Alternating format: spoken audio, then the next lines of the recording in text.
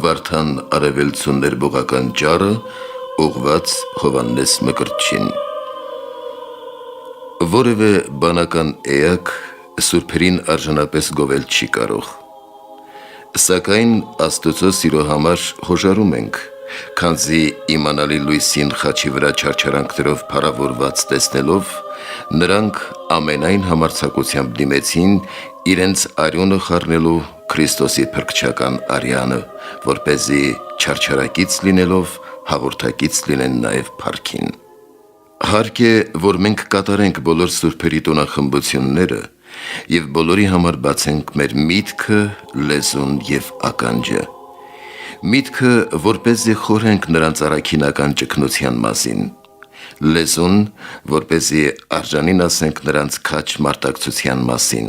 և ականջը, որպեսզի լսենք ու մտապահենք նրանց մարտիրոսական վկայությունը, քանի որ նրանցն է տոնախմբությունը, իսկ մերը տոնասիրության պսակը։ Ուրախանանք վկաների պատվով և ցնծանք նահատակների արյամբ, նրանք մեր դաստիարակները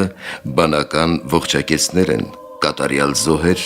ընդունելի պատարակներ, չարության հալածիչներ և աշխարհի մաքրություն, նրանք գովելի են և արժանի հիշատակության։ Իսկ ինչ ասենք Սուրբ Կարապետի մասին, որի առաքինության պատիվը գերազանց է ամեն մի լեզվից ու խոսքից, որ հրավիրում է մեզ պատմելու իր երկնային կենցաղավարության զարմանալի պատմությունը, ով ավետաբեր է, քահանա, ղևտացի, քահանայապետի որդի, ամուլ արգանդից ծնված, բարձրացած իբրև հրեշտակ և երկնային պարգևներով լցված իբրև մեծ ծով, որի գովքը նրան տրվող անուններից կարող ենք իմանալ, նրան անվանում ենք մարգարե, առաքյալ, քահանա, Փեսայի բարեկամ, Կարապետ, Արուսյակ, Մկրտիչ, խոսքի ձայն և մեծ խորհրդի հրեշտակ։ Մարգարե ենք կոչում մարգարեների և մարգարեացած տեսանողների նման, սակայն նա գերազանցում է նրանց, քանի որ ում մասին նրանք խոսքով քարոզեցին, նա նրա ականատեսը և ավետողը եղավ ասելով. «Ահա Աստուծո գառը, որ վերցնում է աշխարհի մեղքը»։ Առաքյալ է ասվում, քանի որ ամեն մի առաքյալ իր առաքչի մասին է հայտնում, ըստ այն խոսքի, թե Աստծո խոսքը լսելի եղավ Հովհաննեսին քարոզելու ապաշխարություն։ Քահանա է ասվում, որովհետև նրանով,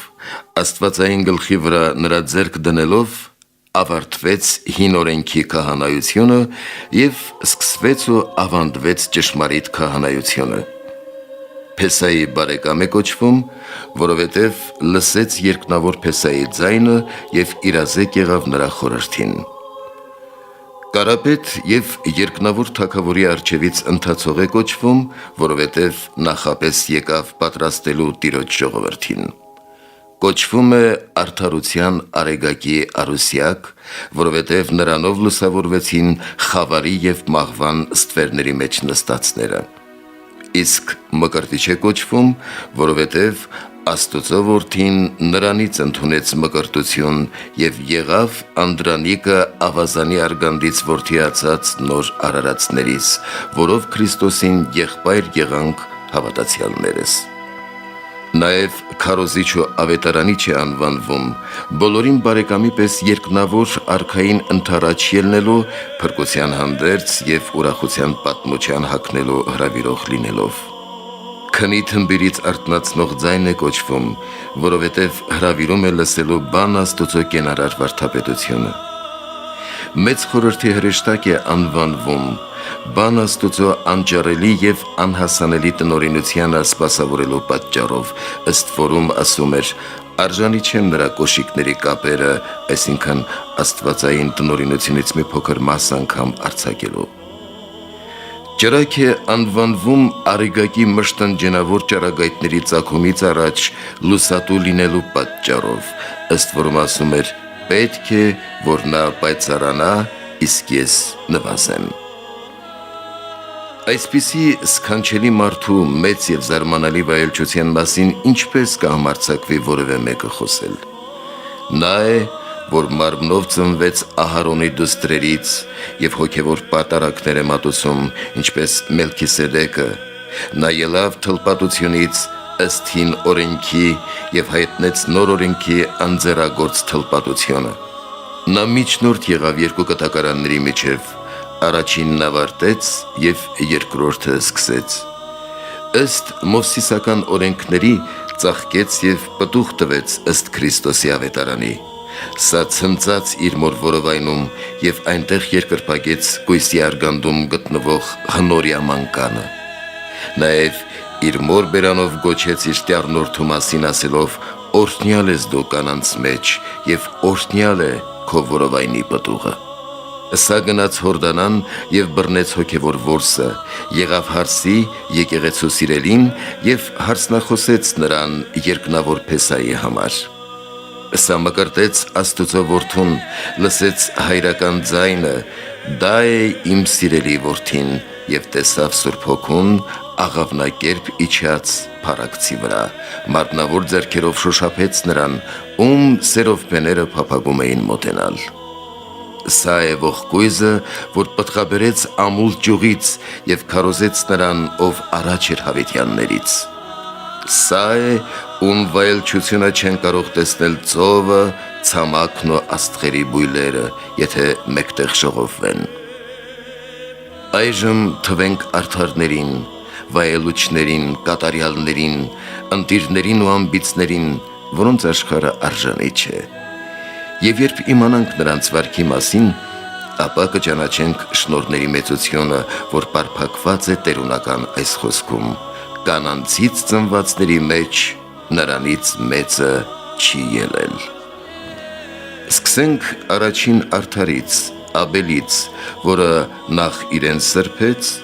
Աստծուն հաճելի քահանա եղավ, որ պատարակեց եւ պատարակվեց իր ճշմարիտ եւ ընդունելի պատարակի վրա, սակայն նա մեծ չէ Հովհաննեսից։ Մեծ ու սքանչելի Ենոքը բնությամբ մահկանացու լինելով, իր պատվիրանապահության շնորհիվ անմահության փոխվեց, սակայն նա մեծ չէ Հովհաննեսից։ Հրաշալի էր նաև արդար Նոյը, որն իր հավատն իբրև վեմ տարածեց թույլ բնության վրա, բնակության տուն շինեց, եղավ աշխարհի երկրորդ նախահայրը եւ Տիրոջն ընդունելի անուշահոտ պատարակ մատուցեց, սակայն նա մեծ չէ Հովհաննեսից։ Աբրահամը, որ կատարյալ հավատով եղավ երրորդության խորհրդի հյուրընկալը, որ չխնայեց իր միամորիկ որդուն, այլ նրան կապեց եւ հանելով սուրը կամեցավ զոհել նրան Աստծուն իբրև ողջակես, սակայն նա մեծ չէ Հովհաննեսից։ Ինչ ասենք Իսահակի, որ հոժարությամբ գնում էր մորթվելու եւ Աստծուն պատարակվելու, կամ Հակոբի մասին, որ մենամարտեց Աստուծո հետ եւ օրհնյալ Աստվածատես անվանվեց։ Նաեւ Հովսեփի մասին, որ իր ողջախոհությամբ հաղթեց կնոջ պիղծ ցանկությանը, սակայն նրանք մեծ չեն Հովհաննեսից։ Մեծ քահանայապետ Մելքիսեդեկը, մեծ Աստուծո օրինակը, որը մարդուց չստացավ քահանայությունը, այլ Աստծուց, եւ քահանայագործեց հոգևոր եւ Աստծուն հաճելի պատարակներ մատուցելով, որն ամեն բանով ընդունեց Աստուծո որդու նմանությունը, սակայն նա մեծ չէ Հովհաննեսից։ Մովսեսը շատ հրաշքներ գործեց Եգիպտոսում, ծովում եւ անապատում, հնազանդեցրեց տարերկներն իբրև Աստված։ Ձայնեցին նրան արարածները, երբ անցնում էր անապատով։ Աստված խոսեց նրա իբրև ծանոթի հետ։ Սինա լեռան գագաթին նա մտավ հրեղեն ամպի առագաստը եւ պայծառացան նրա երեսները։ Սակայն այս ամերով հանդերձ նա մեծ չէ Հովհաննեսից։ Սքանչելի Հեսուն, Նավեի որդին, նույնպես բազում հրաշքներ գործեց։ Հորդանանի ջրերը դարձրեց ու անցկացրեց մարդկանց բազմությունը, բարձրաձայն գոչեց եւ Երիքովի պարիսպներն ընկան։ Արեգակն ու Լուսինը նույնպես չարհամարեցին նրա հրամանը եւ կանգ առան, սակայն նա մեծ չէ Հովհաննեսից։ Սամուելը, որ մեծացավ Աստուծո տանը եւ մանկուց եղավ սրբության սպասավոր, Դավիթը, որն իր սրբության շնորհիվ Աստուծո սիրտ կոչվեց եւ Աստուծո բանի մարմնով հայր անվանվեց, սակայն նրանք մեծ չեն Հովհաննեսից։ Տեսնենք նաև բոլոր մարգարեներին, որոնք հայտնեցին գալիքը, որովհետև Սուրբ Հոգով հասու եղան Աստծո խորհրդին։ Ահա Եղիան, որ հրեղեն կարգով երկինք բարձրացավ եւ որի հրամանին անսացին բոլոր ստեղծվածները, երկինքը կանգ առավ, որպեսզի անձրև չտա։ Նաև Եղիսեն, որն ընդունեց նրա հոգին եւ բժշկեց Երիքովի ջրերը, սրբեց Նեեմանի բորոտությունը, ամուրին զավակ պարգևեց եւ գործերով ու սքանչելիքներով հարության հույսը ցույց տվեց, սակայն նրանք մեծ չեն Հովհաննեսից։ Բարձր խոսող Եսային եւ Երեմիան, որոնք Սուրբ Հոգու անոթներ, մաքուր տաճարներ եւ Աստծո օթևաններ եղան, որոնք պայծառացած հոգով եւ իրենց մարգարեության փողով քարոզեցին կենարարի գալստյան մասին եւ արժանացան Աստծուն տեսնելու, սակայն նրանք մեծ չեն Հովհաննեսից։ Եզեկիելը Քոբար գետի վրա տեսավ քերովբեական կառքը եւ նրա մեջ երրորդության խորհուրդը, իսկ Հովհաննեսը երրորդությանը Հորդանանում տեսավ։ Զաքարիան ծագումն անվանեց, իսկ սա աշխարհիչած նույն ծագումի առջևից գնալով նրա կարապետը եղավ։ Իսկ Դանիելը, ում Տիրոջ հրեշտակը սիրելի անվանեց, ում աստվածավայել տեսքից նաև գազաններն էին պատկառում։ Կամենում եմ գովաբանել 3 մանուկներին, որոնց երեսները փայլում էին, ինչպես հրի մեջ ընկած ոսկի, որովհետև Աստծո սերը վառվելով բորբոքվում էր նրանց հոգում, եւ այդ պատճառով կրակն էլ պատկառում էր նրանցից, որոնք 3 հոգով մտան հրի մեջ, սակայն 4-ն էին երևում։ Բուրեց նրանց հոտը, իբրև անուշահոտ յուղ, եւ նրանց առաքինությունը փայլեց, ինչպես արեգակը, եւ ահա դարեդար ծագում եւ անուշահոտ են դարձնում ամբողջ աշխարհը, սակայն նրանք բոլորը մեծ չեն Հովհաննեսից։ Արդ այս ամենը զուր չասացի ձեզ, այլ որպեսզի ցույց տամ Հովհաննեսի փառքի եւ մեծ շնորհների մեծությունը եւ իմաստության մեծ զորությունը, որ ծածկված է տերունական խոսքերի մեջ։ Միայն հոգու աչքերով կարելի է տեսնել ծածկված գանձը, որ թաքնված է նրա մեջ, քանի որ բարձր է նրա աստիճանը եւ ոչ ոք չի կարող մարմնավոր աչքերով տեսնել նրան, քանզի անզուգական է նրա վայելչությունը բոլոր սուրբերի մեջ։ Բացի Հիսուս Քրիստոսից, որ ստեղծեց նրան իր մոր որովայնում, ուրիշ ոչ ոք չի կարող նկարագրել նրան, իսկ նա համառոտ հայտնեց նրա գեղեցկությունը ասելով. «Կանանցից ծնվածների մեջ Հովհաննեսից մեծը չկա»։ Եվ մենք աղերսանքով ու պաղատանքով խնդրենք նրանից. «Ով կենդանի վկա, մարգարեների դասի գլուխ, որ նախապես հայտնեցիր բանի գալստյան մասին, ում կարապետն ու ականատեսը եղար։ Դու սկիզբ առաքելական դասի եւ մարտիրոսների գնդի օրինակ, որ պատարակվեցիր գարի պատարակվելուց առաջ, ինչպես որ նրանից հետո Սուրբ Ստեփանոսը։ Դու Աստծո օրենքների նախանձախնդիր, ինչպես նախօրինակ Քրիստոսի հոտի հովիվների։ Դու որ խանձարուրից սկսած անապատում սնվեցիր, լինելով մարմնավոր հրեշտակի նման եւ միանձնյաների ճգնավորական վարքի սկիզբը դրեցիր, աղաչում ենք քեզ, իբրև Քրիստոսի կենդանի վկայի եւ անմահ թագավորի մերձավորի, ընդունիր մեր շուրթերի պտուղը,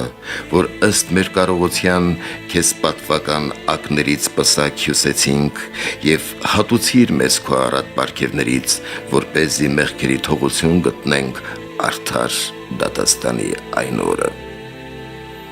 Նաեւ անարատ պահիր հավատացյալների ողջ եկեղեցին, որին քո կողմից վկայված անմահ գառը գնեց իր արյունով, որպեսզի բոլորս եւ հովիվները եւ ճշմարտությունը դավանողներս ապրենք այս աշխարհում առաքինասեր վարքով եւ Քրիստոսի ուղղափառ դավանությամբ, իսկ հանդերձյալում առանց ամոթի եւ համարձակ կանգնենք ահավոր ատյանի առջև եւ մաս ունենանք սուրբերի հանգստի մեջ։